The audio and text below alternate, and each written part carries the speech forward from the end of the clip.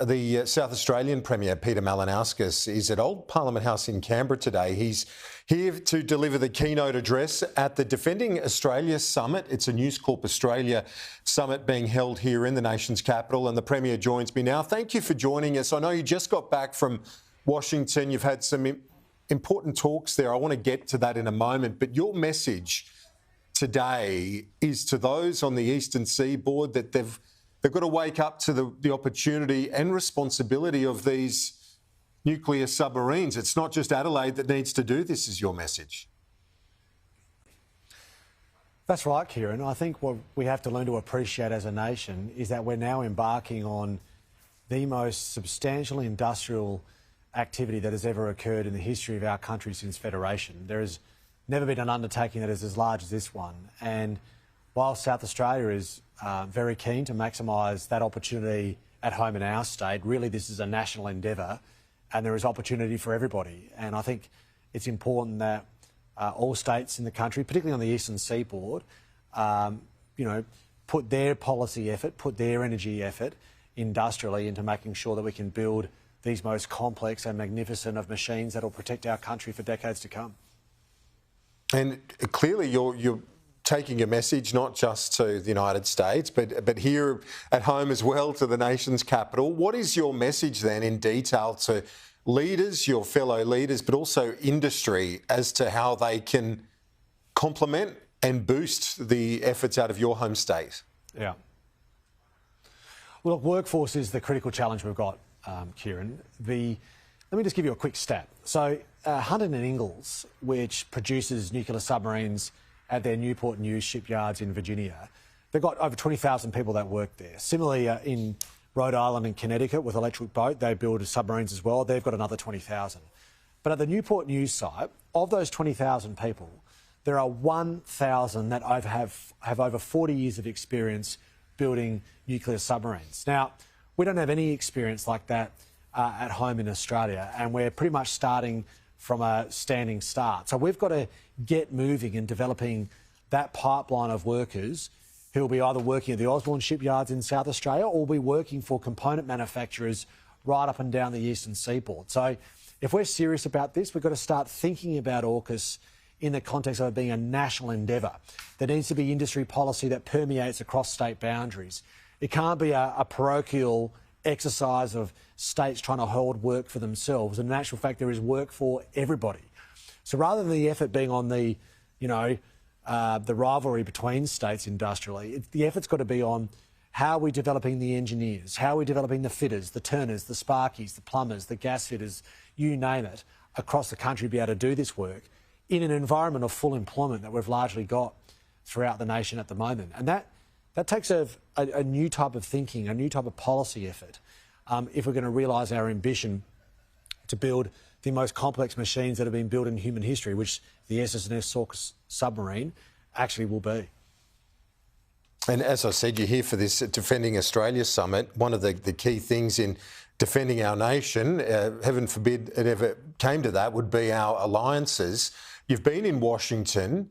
Yeah. You've seen this agreement up close, both from Adelaide perspective, but with the US-Australia alliance as well. How confident are you that this can be achieved at the various levels that this needs to retain support? In thinking that, I'm looking to November and the US presidential election. We don't know how the result there has implications for the AUKUS agreement going forward.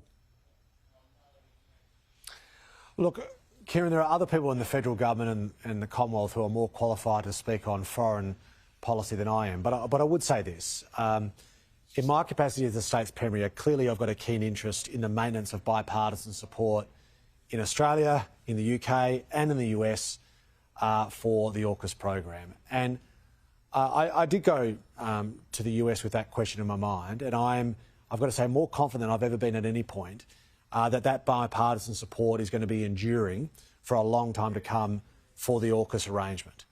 Now, that represents probably one of the biggest opportunities we've had in the history of our nation's defence in terms of our capability, but also for improving our economic complexity at home.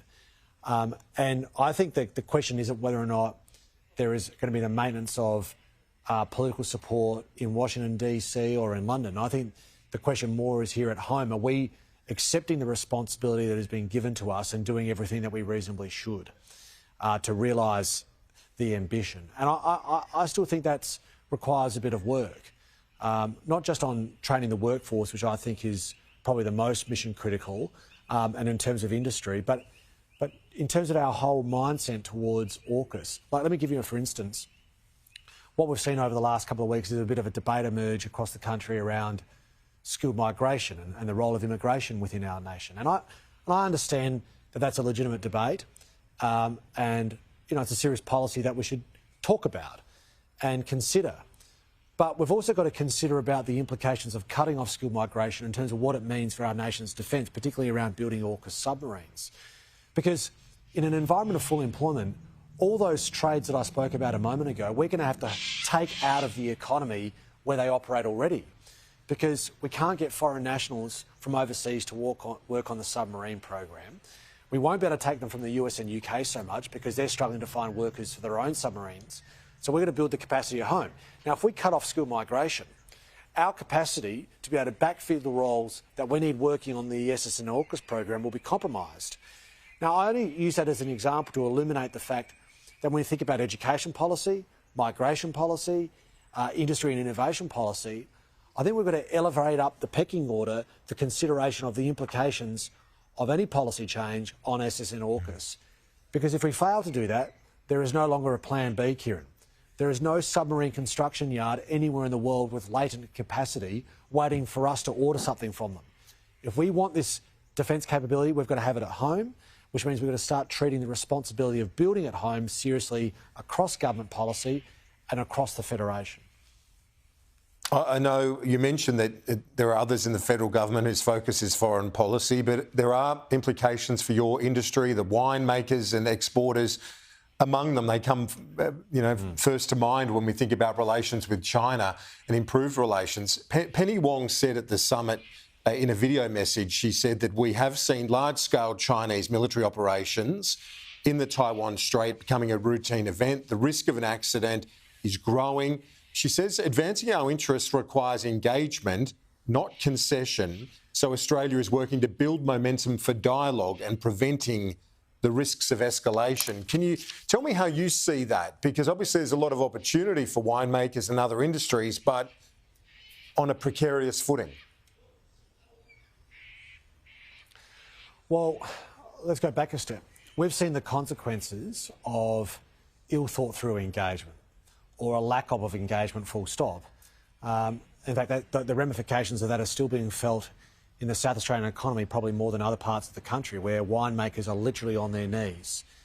Good, hard-working families who invested all their labour, all their capital in growing grapes to see the single biggest source of export cut off overnight through a lack of engagement. Implications for our barley growers, for our beef producers. We've still got serious tariffs on seafood producers in South Australia that are ruining lives and businesses. So when we choose not to engage or to engage belligerently, it has consequences on Australians, good, hard-working people. So I much would prefer a thoughtful, considered approach towards foreign policy, particularly in terms of engagement with our China, rather than a belligerent one. But at the same time, we want to be entering any negotiation from a position of strength. And that's where our defence posture matters. That's where our capability of our defence force matters too. And that's why I'm such a big avid supporter of the AUKUS submarine program, the nuclear submarine program, because it's not just about my state's economic opportunity, it's actually about our sovereignty as a country. The moment that first SSN AUKUS submarine enters the water, it completely recalibrates relationships that we have across the globe in a way that is tilted in our favour. That's a good thing, and it's a policy that I support. And finally, we're almost out of time, but this ban that you're planning for social media for under 14s, you must have been overwhelmed with positive responses from parents. I know I've quoted you in my household to my 11-year-old who wants access, and I said, no, look, they're banning it. So you've emboldened and empowered a few parents around the country as well with that. Well, look, we didn't rush to this judgment, Kieran. There is now a mounting body of evidence globally that says that prolific access to social media amongst children, we're talking about children here, is actually having a deleterious impact on their mental health in a way that can be measured. And, you know, throughout history, societies, governments have sought to regulate access to products and services that do kids harm. And I don't think this should be any different. Now, I think parents are crying out for guidance, but I also think parents are guiding out for rules that everyone can just abide by. Now, for young people themselves, there's also this item. I met with the Surgeon General in the United States, and who has been a keen advocate of policy reform in this area going back some time. And he explained to me research that has been done in the US shows that you ask your young people, do you want to give up social media use? They'll never say yes. But if you say to a young person, everyone else is giving up social media use, do you want to do the same? Then they'll also say yes. So I think it's about having a consistency of guidance and rules across society that makes it easier for everybody, which is what we're trying to do in our state. Yeah, well, hopefully it's not just your state, to be honest. But Peter Malinauskas, thanks for your time. I appreciate it, as always. Thanks, Kieran. Appreciate it, mate.